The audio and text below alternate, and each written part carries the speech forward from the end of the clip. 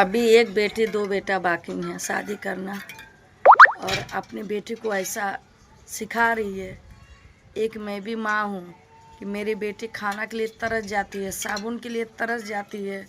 मेरा दामाद उसको मारता है, पेट में बच्चा रहता है, डिलीवरी होता है, थोड़ा मसाला नहीं देते हैं।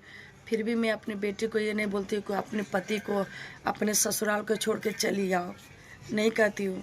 लेकिन एक ऐसी सलोनी की माँ है कि डायनिया हमारे घर में आग लगा के धई दहल, तोरे घरे इतना कोप गिरी कि तोके बुझाए खूने के आंस न बहौली तो कहिए का कहत रही सरिता, ठीक बा।